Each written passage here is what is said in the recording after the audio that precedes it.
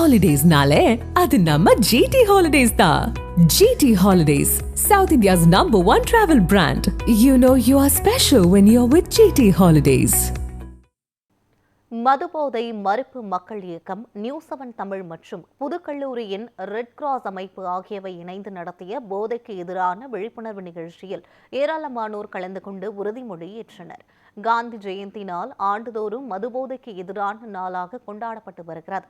அந்த வகையில் இன்று மதுபோதை மறுப்பு உறுதி ஏற்பு விழிப்புணர்வு நிகழ்ச்சி சென்னை பெசன்ட் நகர் கடற்கரையில் நடைபெற்றது.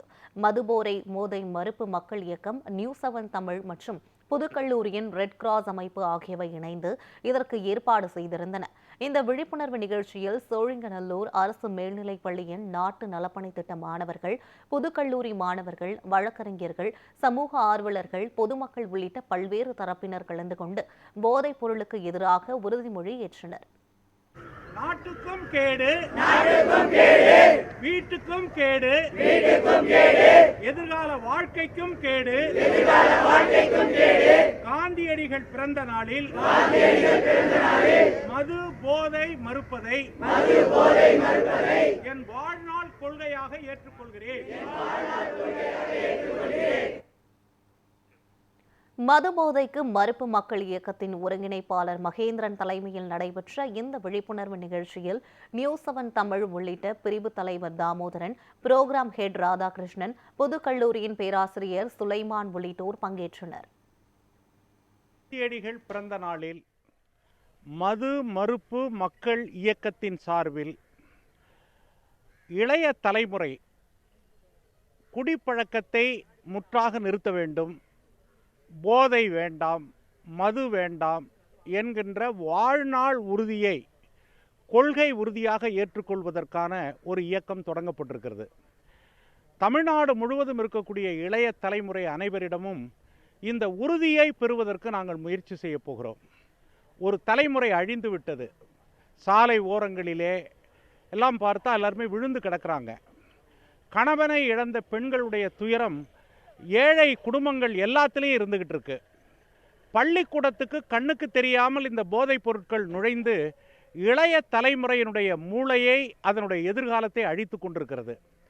இதையெல்லாம் எதிர்க்க வேண்டும் என்றால் அரசாங்கம், சட்டம் ஆகியவற்றால் செய்துவிட முடியாது. அரசாங்கம், சட்டம் என்பது ஒரு நிறுவனமாக செயல்படுகிறது. அதனால் குடிமக்கள் அனைவரும் ஒன்று சேர்ந்து, மக்கள் அனைவரும் ஒன்று கூடுவதின் மூலம் மதுவையும் போதையையும் அகற்றுவோம் என்கின்ற அந்த உறுதிப்பாட்டை இந்த வங்க கடற்கரையிலிருந்து இன்று நாங்கள் ஏற்றுக்கொள்கிறோம். மிக சிறந்த அறிவாளிகள், மேதைகள், ஊடகவியலாளர்கள் எல்லாரும் இணைந்து நடத்தக்கூடிய இந்த இயக்கம் இளைஞர்களை ஒன்று திரட்டுவதற்கான ஒரு முயற்சியாக இருக்கிறது. தமிழகம் முழுவதும் இருக்கக்கூடிய எல்லா இடங்களிலும் இந்த இயக்கத்தை ஒரு மக்கள் இயக்கமாக கொண்டு சென்று மக்களின் மூலம் மது போதையை கட்டுப்படுத்தக்கூடிய ஒரு செயல்பாட்டை இந்த நாளில் நாங்கள் துவங்கி இருக்கின்றோம். இதில் இன்னைக்கு கல்லூரி மாணவர்கள் பெரிய அளவில் கலந்து கொள்கிறார்கள். அதே போல் ரெட் கிராஸ் அமைப்பு, அதே போல் நியூஸ்7 செய்தி ஊடகம், மது மறுப்பு மக்கள் இயக்கம் ஆகியவை ஒருங்கிணைந்து இந்த செயல்பாட்டை நாங்கள் செய்கின்றோம். தமிழ்நாட்டினுடைய பல பகுதிகளிலிருந்து இதனுடைய முன்னணி ஊழியர்கள் வந்திருக்கிறார்கள்.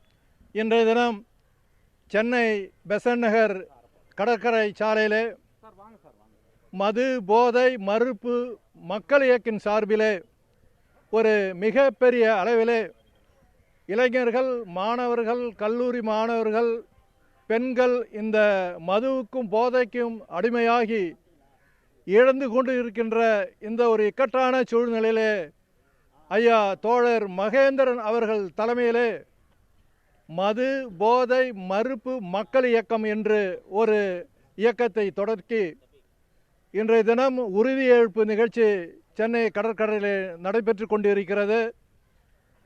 எங்களோடு சீர்மரபினர் நலச்சங்கம், சமூக நீதி கூட்டமைப்பு, all India OBC coordination committee ஆகியனுடைய இணைந்து அந்த மது போதை மறுப்பு மக்கள் இயக்கத்திற்கு நாங்கள் முழு ஆதரவை தெரிவித்து கொண்டு எங்களுடைய அமைப்பின் சார்பில் தமிழகத்திலிருந்து பல்வேறு மாவட்ட முக்கிய நிர்வாகிகள் வந்துள்ளனர்.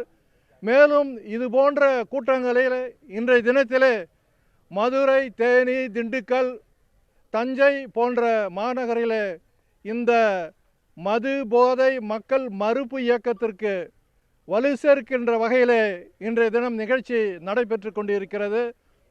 இந்த நிகழ்ச்சியிலே சென்னையிலே இருக்கின்ற புது கல்லூரி மாணவர்கள், எத்ராஜ் கல்லூரி மாணவியர்கள் மற்றும் அரசு கல்வி மாணவர்கள், சட்டக்கல்லூரி மாணவர்கள், பேராசிரியர் பெருமக்கள், ஆசிரியர்கள், சமூக நல் ஆர்வலர்கள், சமூக செயல்பாட்டர்கள் இதற்கு முழு ஒத்துழைப்பை கொடுத்திருக்கிறார்கள்.